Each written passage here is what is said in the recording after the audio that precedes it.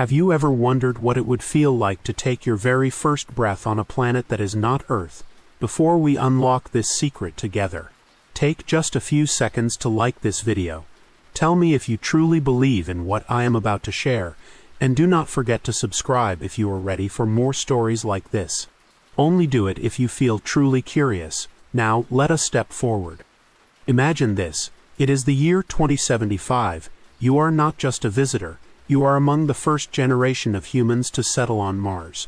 The red horizon stretches endlessly, the sky tinted in dusty shades of orange and pink. For a moment you can almost forget Earth exists, but here's the catch: survival is not guaranteed.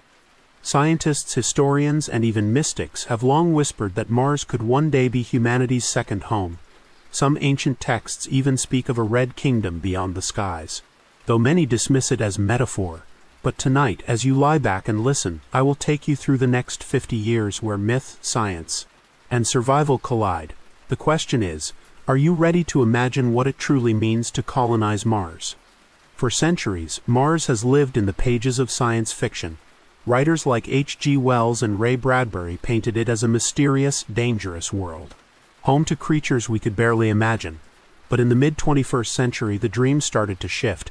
Elon Musk, SpaceX, NASA, all these names became more than headlines. They became symbols of humanity's restless desire to leap beyond Earth. But what if I told you there were classified documents from the Cold War, now half buried in dusty archives, that spoke of secret experiments for interplanetary survival? Strange reports of Soviet cosmonauts training in sealed habitats, rumors of American experiments to grow potatoes in Martian-like soil. Most were forgotten, dismissed as fantasy, but some whisper they were the foundation of what is happening today. And so, as you picture yourself lying under a dome on Mars, remember this: you are not just a pioneer. You are the continuation of a dream born in dusty libraries, conspiracy-filled newspapers, and the restless imagination of generations who refuse to stop asking, what if? Now let us board the ship together. You are strapped into your seat, the countdown echoing in your ears. 3, 2, 1. The roar of engines rattles your bones. And in that instant, you realize there is no turning back. Earth falls away beneath you, a shrinking marble of blue and white. The trip is not glamorous. For months you float in a cramped vessel, surrounded by recycled air and whispers of loneliness. Your meals taste like compressed cardboard, your sleep interrupted by the hum of life support machines. And yet, there is awe too, each time you look out the window and see the endless black, punctured by ancient starlight. But then, tension. The ship trembles as solar radiation storms rattle the hull. A fellow passenger jokes nervously, well, at least we won't need sunscreen anymore. And everyone laughs, too loudly. Beneath the laughter lies fear, because the truth is, no simulation on Earth could ever prepare you for this. The journey where survival is measured day by day, heartbeat by heartbeat. Would you endure it, or would you beg to turn back on this road to Mars? There is only one direction: forward. The landing is rougher than you expected. The ship shakes violently, dust storms whip across the horizon, and for a moment you wonder if this is how it all ends. Before it even begins, then silence. The hatch opens, your boots sink slightly into the rust-colored sand as you take your first step. It feels strange. Lighter, almost dreamlike. The horizon stretches endlessly, painted in red and orange. Someone behind you yells, "We made it," and you laugh, even though your throat is tight. The first few hours are chaos, setting up habitat modules, checking oxygen generators, fighting against the thin air and bitter cold. And then, the first Martian accident. One crew member slips on fine dust, landing face first. The moment is terrifying, and then hilariously human. Everyone laughs until they can't breathe through their helmets. In that instant you realize, this place is real, dangerous, but also absurdly beautiful. And it is home now. Weeks pass. The colony begins to take shape, geodesic domes glinting under the pale sun, hydroponic farms humming quietly, a faint smell of recycled air everywhere. But living here is not easy. Every step is monitored: oxygen levels, water use, even how often you shower. Privacy almost none at night. You lie awake hearing the soft hiss of air pumps and wondering, what if it stops? Psychologists warned about this: the Martian blues, the creeping sense of isolation that comes when you can't step outside without a suit. Some colonists paint murals inside the domes to feel less trapped. Others tell jokes, create makeshift bars, play music just to stay sane.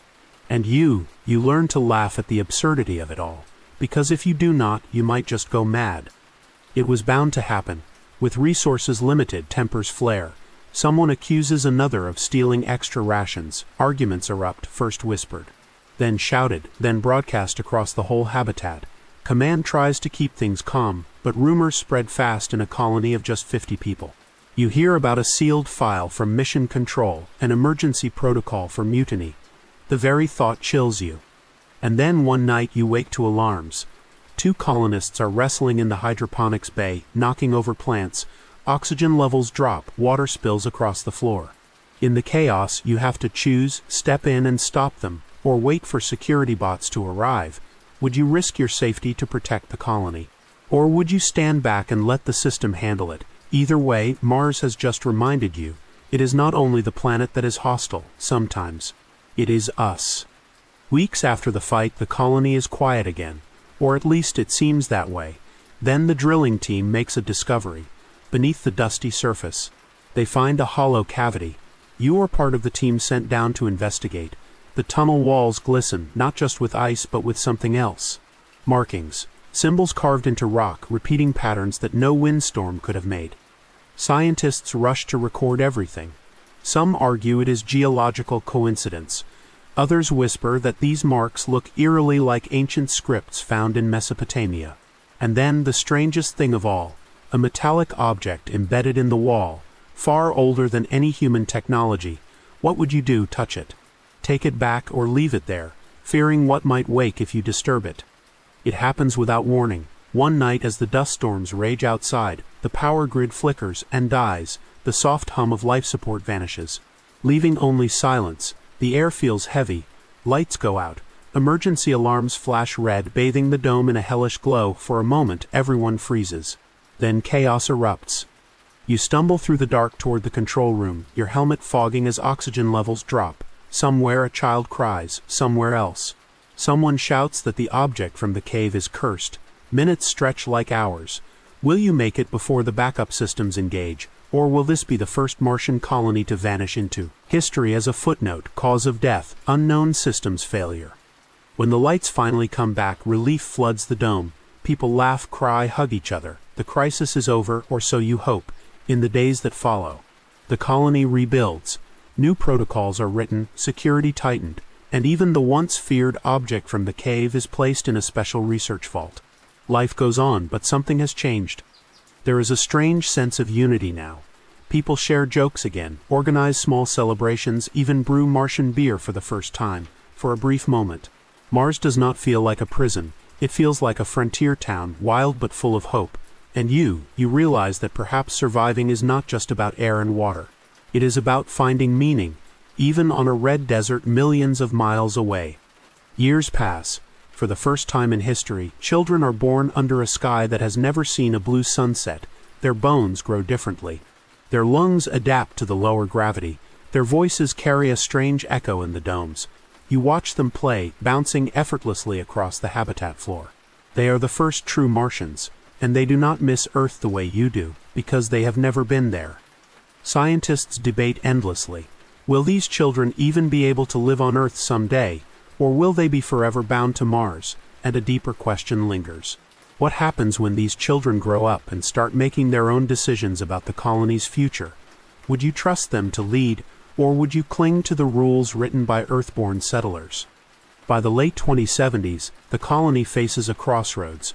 Earth offers new transport ships and promises of return. Some settlers are desperate to go home, to feel rain on their faces again. Others argue that Mars is their home now, and that leaving would mean abandoning everything they have built.